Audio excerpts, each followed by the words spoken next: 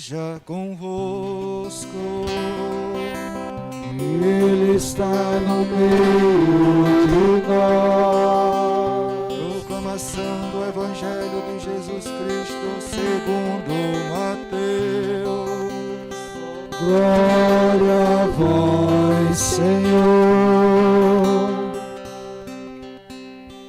Naquele tempo, os 11 discípulos foram para a Galileia, ao monte que Jesus lhes tinha indicado. Quando viram Jesus, prostraram-se diante dele. Ainda assim, alguns duvidaram. Então Jesus aproximou-se e falou: Toda autoridade me foi dada no céu e sobre a terra. Portanto, ide e fazei discípulos meus, todos os povos, batizando-os em nome do Pai, do Filho e do Espírito Santo, e ensinando-os a observar tudo o que vos ordenei. Eis que estarei convosco todos os dias, até o fim do mundo. Palavra da salvação.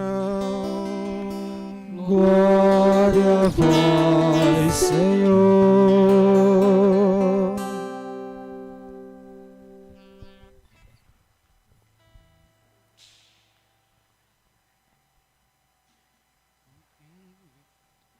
Espírito,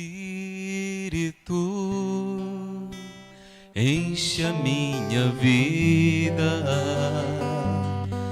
enche-me com teu poder, pois de ti eu quero ser. Espírito, enche o meu ser. Espírito, Espírito, enche a minha vida,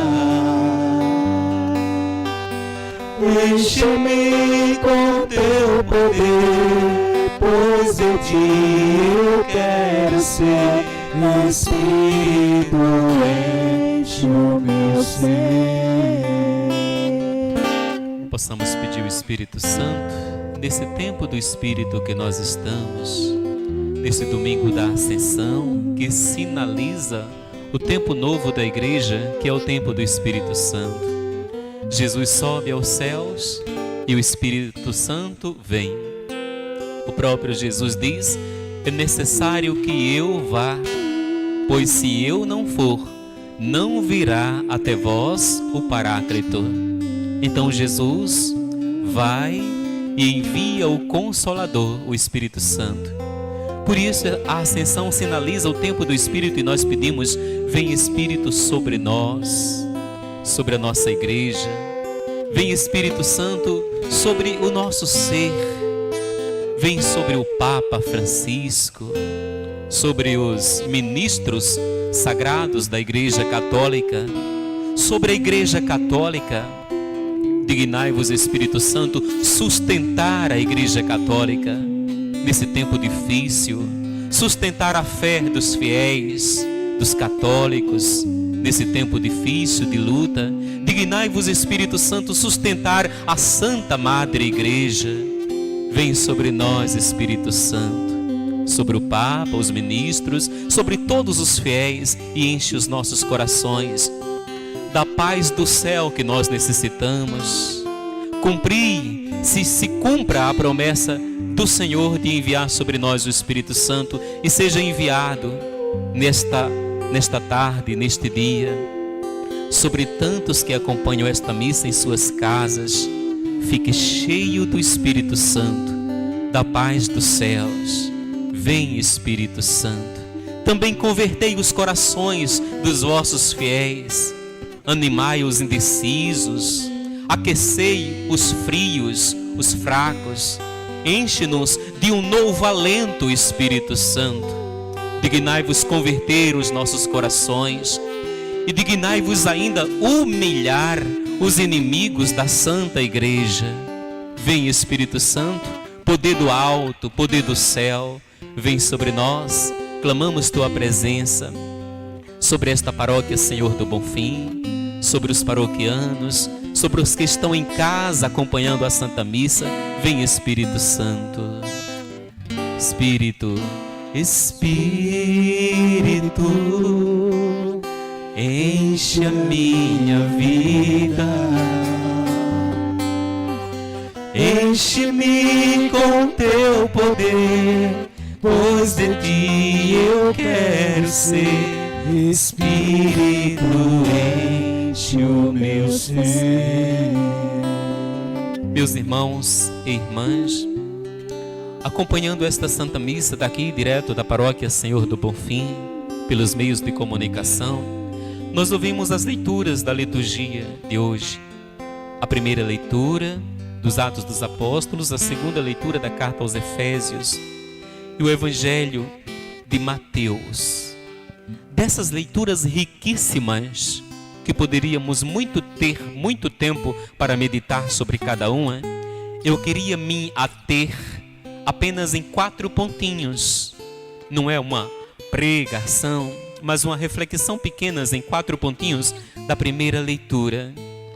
E nessa primeira leitura, Atos dos Apóstolos, capítulo 1, versículo do 1 ao 11, em que o autor, Lucas, inicia dizendo: no meu primeiro livro, ó Teófilo. O primeiro livro do autor é o Evangelho de Lucas. Agora ele escreve o segundo livro, que é os Atos dos Apóstolos. E ao escrever ó Teófilo, que poderia ser um amigo dele, esse Teófilo é cada um de nós, porque Teó significa Deus, Filó significa amigo, de filia, amizade, amigo de Deus, Teófilo, amigo de Deus. Então quem é o amigo de Deus? Somos nós, sou eu, você, amigos e amigas de Deus. Então o autor está escrevendo para nós, amigos de Deus, que queremos crescer mais ainda nessa amizade com Deus. E aí ele vai narrando o que Jesus fez, ensinando aos apóstolos, aos discípulos, desde quando começou a sua vida pública até o dia em que subiu aos céus. E esse dia da subida de Jesus aos céus, celebramos hoje, o dia da ascensão do Senhor, subida do Senhor ao céu. E nesses 4 pontinhos que queremos meditar, o primeiro ponto é o versículo 3, que diz assim: durante 40 dias ele apareceu aos discípulos, falando do reino dos céus. Se mostrou vivo depois de sua paixão com numerosas provas. Durante 40 dias apareceu falando do reino dos céus. 40 dias, meus irmãos e irmãs, era o tempo ideal para que o discípulo fosse formado pelo rabino no tempo dos judeus. O rabino, mestre, passava 40 dias com aquele discípulo convivendo e ensinando o discípulo. E fazendo o discípulo repetir ao menos 40 vezes o ensinamento a cada dia. Repetir ao menos 40 vezes a lei, para que gravasse bem na cabeça e no coração. Então, repetir 40 vezes, durante 40 dias, o tempo ideal para formar o bom discípulo. E Jesus, depois da sua paixão, passa 40 dias falando do reino dos céus. Isto é, Jesus é o mestre que ensina completamente o seu discípulo, formando-o. Já tinha ensinado antes da sua paixão, com os ensinamentos, a pregação, os milagres. Com a paixão, redime. E depois da paixão, ainda 40 dias, transmite um ensinamento perfeito. Forma o discípulo de modo perfeito. É o tempo certo para o rabino formar o seu discípulo. E é isso que Jesus faz. Nesses 40 dias, o discípulo, então, convive com Jesus. Faz a experiência do ressuscitado e aprende com Jesus, para depois testemunhar o que aprendeu, o que experimentou, o que conviveu com o ressuscitado. Veja que isso é essencial para cada cristão católico que quer testemunhar o céu, testemunhar Jesus, testemunhar a graça. Precisa experimentar primeiro, conviver com Jesus, descobrir as maravilhas de Jesus e experimentar no dia a dia. Ver o quanto Jesus pode fazer por você, ser transformado por Jesus e assim poder testemunhar com autoridade aquilo que o Senhor fez na sua vida.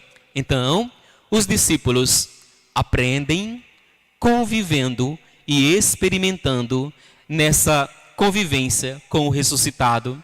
Agora, instruídos por Jesus e cheios do Espírito Santo, mais tarde eles se enchem do Espírito Santo em Pentecostes, instruídos por Jesus e cheios do Espírito Santo, são capazes de testemunhar, são capazes de viver na intimidade com Deus, são capazes de falar com propriedade, com autoridade sobre Jesus, o ressuscitado, sobre o reino dos céus.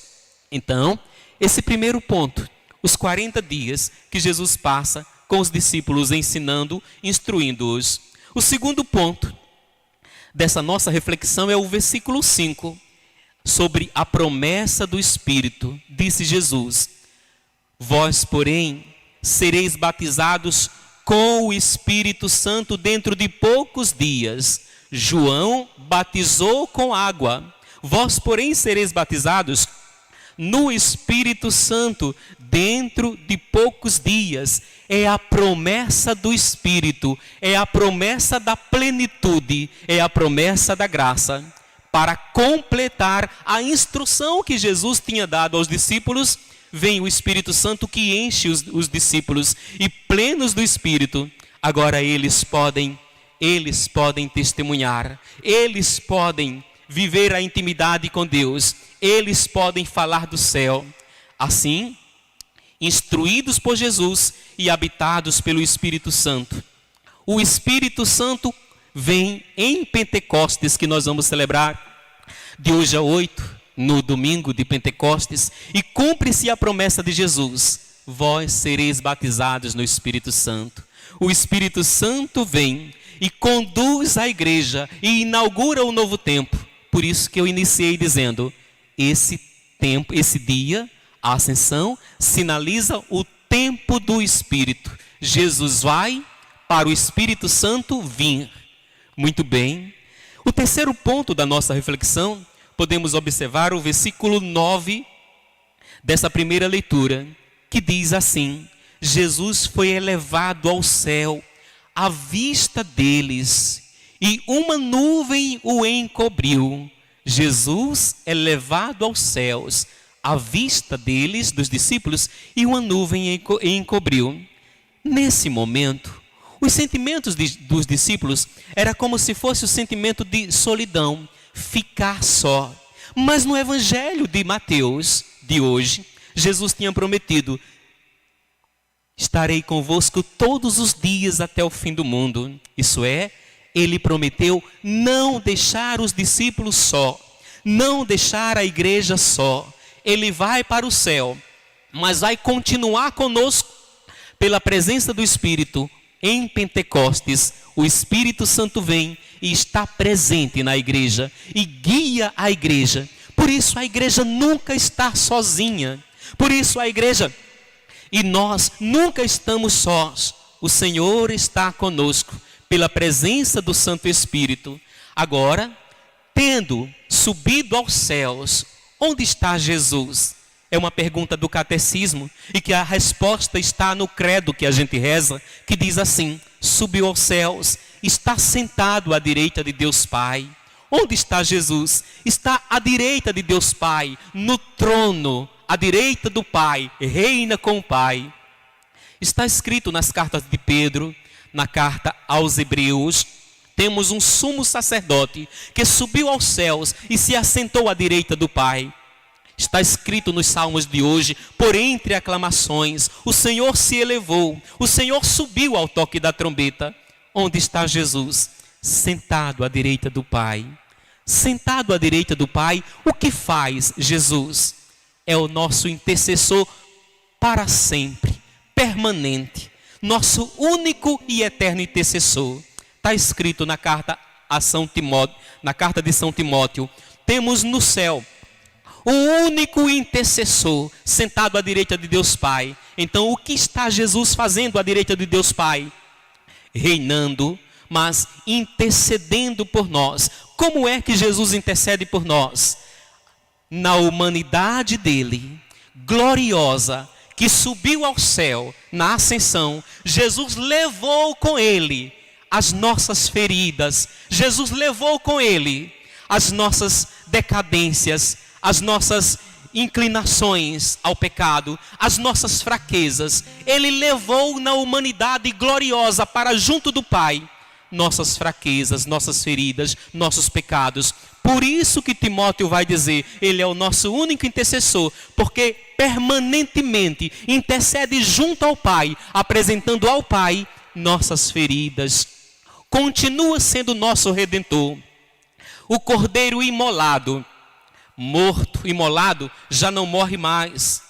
Também está escrito, quando a gente reza a oração eucarística do domingo da ressurreição, imolado já não morre mais. O Cordeiro imolado agora é glorioso. O sacrifício não é mais o sacrifício de derramar sangue, é o sacrifício glorioso no céu, onde ele está permanentemente apresentando ao Pai o sangue redentor dele por nós. Daí que dizemos com toda a propriedade, nosso único intercessor enquanto redentor, porque só ele redime, só o sangue de Jesus é redentor, só a morte de Jesus foi redentora. Assim, está no céu, sentado à direita de Deus Pai, intercedendo por nós, intercessor, redentor, permanente, à direita do Pai. Mas também ele é intercessor único, porque somente ele derrama o Espírito Santo. O que Jesus está fazendo à direita do Pai, além de estar reinando com o Pai, intercedendo por nós, apresentando ao Pai nossas feridas, está derramando o Espírito Santo sobre nós, sobre a igreja. Assim, ele é o único intercessor no sentido de que só ele derrama o Espírito Santo, só ele dá o Espírito Santo à igreja, só ele realiza a efusão do Espírito Santo. Assim está escrito no Catecismo da Igreja, irmãos e irmãs, mas ele é a cabeça da igreja, e a cabeça da igreja, que é Jesus, reza. E enquanto Jesus reza, o corpo que somos nós, rezamos. O corpo que também são os santos, rezam por nós. Isso não é nenhuma brecha para você cair na conversa de protestante que diz assim, só Jesus intercede e os santos não. Não é brecha para isso. Não pense assim. Porque se Jesus é a cabeça da igreja e é intercessor e reza, se a cabeça reza, os membros do corpo também rezam. E os membros do corpo são os santos que fazem parte da igreja gloriosa, com Jesus nos céus, rezam com Jesus. A cabeça não reza sozinha e os membros do corpo outra coisa fazendo, outra coisa pensando, não. Se a cabeça reza, o corpo inteiro reza, isso é, Jesus intercede, reza. Os santos que fazem parte do corpo glorioso, intercedem por nós, rezam também. E nós, que somos o corpo peregrino aqui na terra, estamos peregrinando também em oração, na penumbra da fé, caminhando, fazendo a nossa caminhada na direção daquele que já está à direita do Pai, adorado pelos santos e pelos anjos, contemplado pelos santos e pelos anjos, adorado pela igreja celeste. Nós que somos a igreja peregrina, estamos peregrinando na esperança de um dia adorar também lá, face a face, com os anjos e com os santos. Portanto, subiu aos céus, não para se distanciar, mas para que o Espírito Santo viesse. Assim, derrama permanentemente o Espírito sobre a igreja, realiza permanentemente a efusão do Espírito. Por isso que está escrito na Sagrada Escritura, nosso único intercessor junto ao Pai, porque permanentemente só Ele redime a gente, apresentando o sangue redentor ao Pai, e somente Ele derrama o Espírito Santo. Tome posse disso, aprenda isso, coloque no seu aprendizado, para nunca cair na conversa de protestante que diz que os santos não são intercessores. Veja o que já falei aqui, coloque isso na cabeça, anote no seu caderno de aprendizado, e assim cresça cada vez mais nesse conhecimento do Senhor que subiu ao céu, à direita do Pai. Diante dele, nós um dia nos prostraremos aqui na terra. Todos os dias, sempre que podemos, nos prostramos diante dele, em espírito e em verdade, e de modo especial na Santa Eucaristia. Mas um dia, face a face, essa é a nossa esperança. Está diante daquele que subiu ao céu. E quem nos dará força para chegar lá? Chegar lá. O Espírito Santo que foi dado a nós em Pentecostes. O quarto ponto da nossa reflexão é o versículo 11 dessa primeira leitura, que diz assim: homens da Galileia, por que ficais aqui parados, olhando para o céu? Esse Jesus que subiu, um dia voltará. Os anjos, apareceram homens ali, no nosso entendimento, anjos, e disseram para os discípulos: por que ficais parados, olhando para o céu? Jesus que subiu um dia voltará. Parados, olhando para o céu, é também uma chamada de atenção para nós, católicos, irmãos. Já experimentou a graça, já descobriu o Senhor ressuscitado, já experimentou as maravilhas do Senhor, e agora por que ficais parados? Então, os discípulos foram instruídos pelo Senhor, os discípulos aprenderam com o Senhor, os discípulos conviveram com o Senhor, antes da paixão do Senhor e depois da paixão 40 dias, e depois viram o Senhor subindo ao céu, e agora ficaram parados, e do céu veio a chamada de atenção: por que ficais parados olhando para o céu? Ele vai voltar do mesmo modo que vós o vistes subir. Então, a nós católicos, que tantas vezes já experimentamos tantas graças, que tantas vezes já experimentamos tantas maravilhas, que já vimos, que já convivemos, por que ficamos parados? Por que ainda na igreja ficamos quietos? Por que ainda na igreja ficamos esperando que os outros façam? Por que ainda na igreja ficamos meio à toa, não é? Assim, desanimado, tíbio, uma palavra que está no catecismo da igreja e que às vezes me assusta, é a tibieza. Tíbio é pior do que tímido. Tíbio é pior do que parado. Tíbio, a tibieza, é pior do que frieza. Os cristãos tíbios, a tibieza, que deixa os cristãos paralisados. Então, por que ficais assim na tibieza, parados, quietos, mornos, frios, sem graça? É uma chamada de atenção para que continue caminhando, continue andando, continue.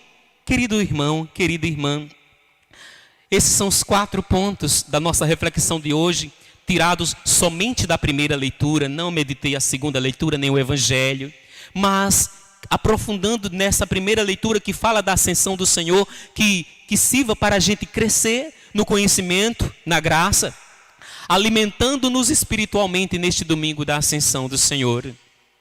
Também me vem agora na mente que de vez em quando, uma vez ou outra, algum católico chega dizendo assim: eu experimentei um batismo no Espírito, uma graça, foi no encontrão da renovação carismática que aconteceu lá em Pernambuco, por exemplo, ou lá em Maceió. Depois daquele dia para cá, nunca mais eu experimentei essa graça.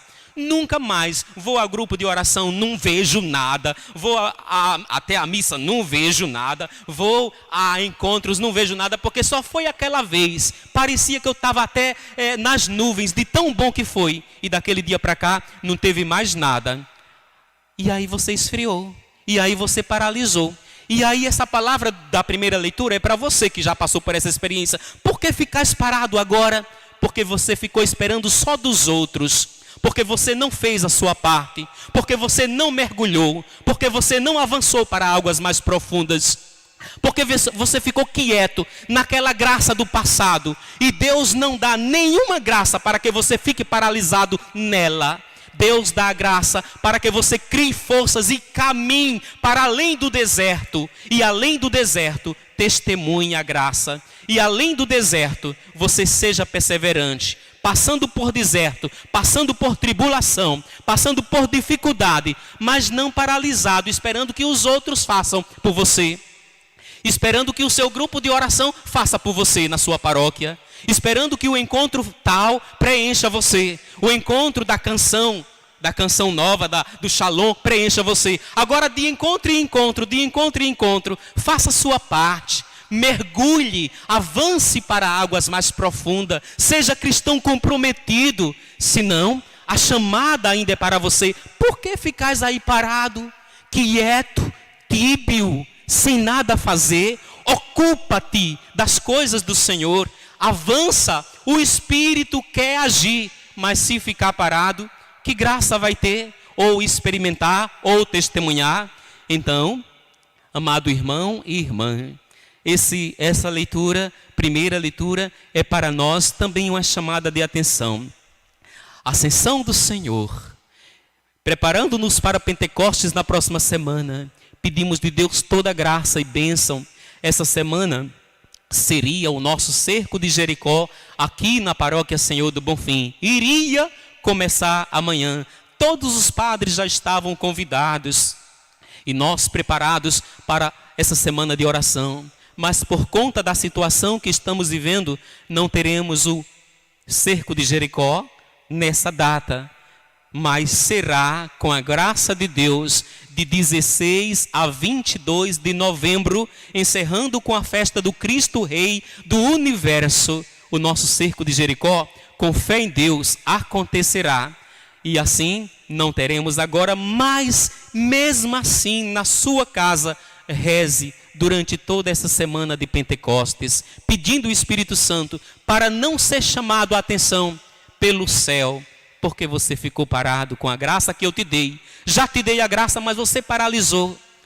Vai testemunhar, vai anunciar, vai ser missionário, vai ser agora a boca de Jesus, os braços de Jesus no mundo, pelo Espírito Santo que está em você. Amém. Professemos.